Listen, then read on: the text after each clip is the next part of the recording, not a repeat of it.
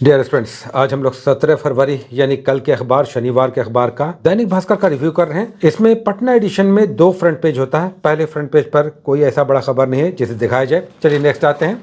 जो दूसरा इसका फ्रंट पेज है, अंदर का फ्रंट पेज, उसमें एक बड़ी खबर है और ये खबर है एक सैनिक अभ्यास से संबंधित। यहाँ आप देख सकते हैं रूस, अमेरिका और ईरान की नेवी का मिलन युद्धाभ्यास आयोजित हो रहा है, बल्कि ये आज ही से आयोजित होगा 19 तारीख से। इसमें कुल 51 देश भाग ले रहे हैं और ये बंगाल की खाड़ी के विशाखापट्टनम के कोस्ट पर आयोजित होगा। अब तक का सबसे बड़ा समुद्री युद्धाभ्यास। उसके बाद देखिए एडिटोरियल पेज जो है संपादकीय, उसमें कई सारे इंपॉर्टेंट आर्टिकल्स हैं। किसान और सरकार का गतिरोध कैसे खत्म हो, अभी जो किसान आंदोलन चल रहा है इसमें क्या कुछ मुख्य मुद्दा है जो सरकार के साथ हल नहीं हो रहा है। याद रखिएगा, एमएसपी मुख्य मुद्दा है। अभी 23 ऐसे प्रोडक्ट हैं, उत्पाद हैं जिन पर एमएसपी लागू है। उसके बाद देखिए एआई पर फिर से बार बार हम एआई पर आपको अवेयर कर रहे हैं, चूंकि ये तो बड़ा क्वेश्चन हमेशा बना हुआ रहेगा अभी 1-2 सालों तक।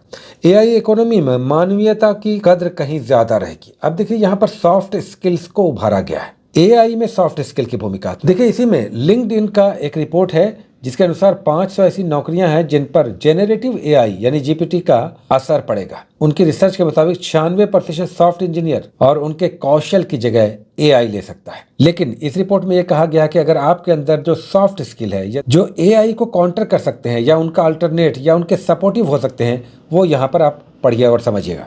द इकोनॉमिस्ट का आर्टिकल है, अमेरिका और यूरोप में राष्ट्रीय रूढ़िवादी ताकतों का तेजी से उभार। ये इकोनॉमिस्ट का कवर स्टोरी है। अमेरिका और यूरोप की राजनीति में बदलाव आ रहा है, तो थोड़ा सा अंतर्राष्ट्रीय स्तर पर इंटरनेशनल पॉलिटिक्स में इससे आपको लाभ मिलेगा, जानकारी मिलेगा। सैन फ्रांसिस्को के बारे में एक खबर है।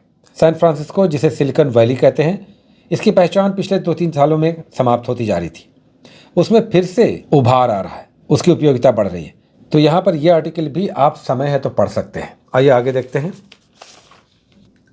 स्पोर्ट्स पेज पर आज ज़्यादा कुछ नहीं है। नेक्स्ट, उसके बाद देश विदेश वाले पेज पर आज एक इम्पॉर्टेंट खबर है और ये खबर है कैमूर के युवा लेखक गौरव तिवारी को आज मिलेगा golden books award. Priyanka Chopra, Sudha Murthy, Deepti Naval, J K Rowling, Ruskin Bond, ये सब शामिल रहे इस अवार्ड को पाने में, गोल्डन बुक्स अवार्ड में। एक और खबर जो एआई से अगेन रिलेटेड है, इंटरनेशनल इलेक्ट्रिसिटी एजेंसी ने एक रिपोर्ट जारी किया है जिसमें कहा गया है कि एआई और क्रिप्टो करेंसी से किस प्रकार बिजली की खपत में अत्यधिक वृद्धि होगी। अब आइए कल का जो अखबार था 16 तारीख का, उसे भी देख लेते हैं। उसमें एक बड़ी खबर थी, इसे इग्नोर नहीं किया जा सकता, और यह है जापान मंदी में आ गया है और इसके वजह से उसका जीडीपी ग्रोथ नीचे आ गया है और इससे भारत संभव है बहुत जल्दी विश्व की चौथी बड़ी अर्थव्यवस्था बन सकता है। अभी 5 बड़ी अर्थव्यवस्था इस प्रकार है, भारत 5वीं बड़ी अर्थव्यवस्था है, अमेरिका, चीन, जर्मनी और जापान के बाद।